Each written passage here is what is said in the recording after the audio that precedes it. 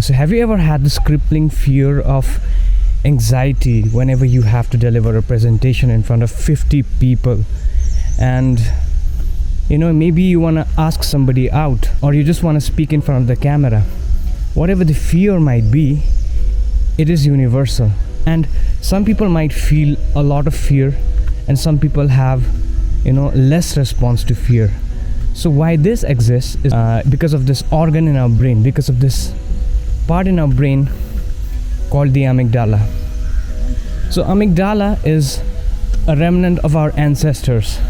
So amygdala resides at the limbic part of the brain, and amygdala is responsible for all your fear-based activities. The fear that you feel is triggered by your amygdala, and is responsible for other things like sexual urges, anger. So basically most negative emotions that we do not want to feel. And some people have higher reactivity to fear and all these negative emotions, while some people deal with those things in a totally different way. So take this guy Alex Honnold for example. He climbed one of the highest rocks in the entire world with nothing but his bare hands and feet. And when researchers tried to study his brain, they realized that there was minimum to no activity in his brain. And that is weird because he had somehow killed his own lizard brain. I mean, amygdala is a remnant of our reptilian brain, and it's still prevalent in lizards and most animals. I've had experience with anxiety, depression, imposter syndrome, and there were times when I couldn't put myself to sleep because I was panicking all night long. So when I was trying to understand my own psychology, back in my college days when things were quite stressful, and I used to have panic attacks every once in a while. So that's when I stumbled upon this thing called the exposure therapy. And exposure therapy is a part of, I might be wrong here because I'm not an expert in this subject, but exposure therapy is a part of cognitive behavioral therapy and rational emotive behavioral therapy.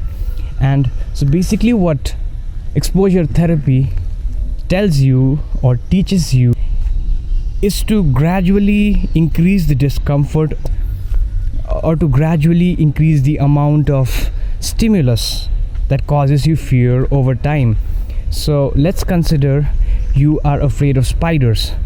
So instead of exposing yourself to tarantulas immediately, you might want to look at some pictures of them. You might want to look at some videos of them. So little by little you can increase the stimulus of fear, and eventually you will realize that you no longer feel the fear, or even if you feel the fear, you're more accustomed towards it and you can deal with it better. So there is a similar philosophy, there is a similar exercise in the Stoic philosophy, and I want to talk about the idea of increasing discomfort by this quote by Marcus Aurelius. And you might have heard this, if you've read Ryan Holiday, then you might have heard this. So it goes like this. There are two quotes which are quite similar, and I'm going to talk about both of them. So the first quote is, "The impediment to action is action. What stands in the way becomes the way." So I'll let that sink in for a while, and I'm going to talk about this another quote by the same guy, and it goes like this: "What's thrown on top of the fire is consumed by the fire, makes it burn even brighter." So that's the idea behind the Stoic philosophy.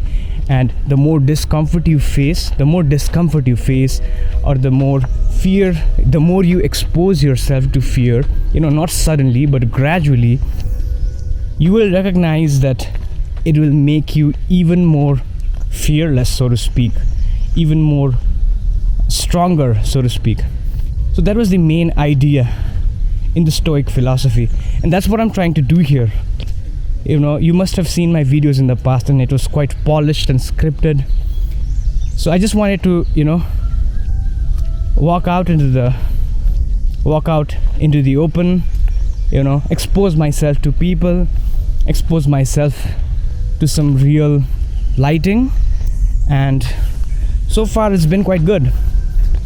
In the first 5 minutes I had the same crippling fear and anxiety, but the fact that I was talking about fear and anxiety was kind of relieving in a sense. So this is something that I'm gonna be proud of, because I wasn't expecting myself to be speaking for this much longer. I was expecting myself to be stumbling. So that's what I'm doing, deliberately trying to increase discomfort by exposing myself to ridicule, as Seneca would say. And that's what I'm doing, and I want to keep my videos raw and unscripted. So there's this exercise by Seneca, and he mentions this exercise in this book called Letters from a Stoic, and that letter is written to then perhaps he was an emperor. I'm getting my facts a little mixed up here, but he was writing this letter to Nero, whom he was kind of grooming. Perhaps he was a prince, I don't know.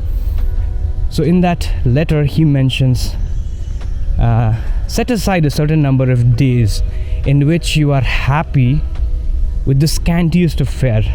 So he would urge Nero he should be eating the worst food, sleeping on the floor, just exposing yourself to discomfort. And another exercise, which I can't recall the exact words, but it goes something like, wear a stupid clothing item and walk out into the public. Expose yourself to ridicule. Pretty soon you'll realize that nobody gives a fuck about you. Fear is your friend. Fear tells you what to do. Fear tells you where to go. Fear is, like Stephen Pressfield would say, and he would say that about resistance, but you could easily replace it with fear. So fear is like a magnetic compass. Like a magnetic compass that points towards the true north, fear always points towards the true calling.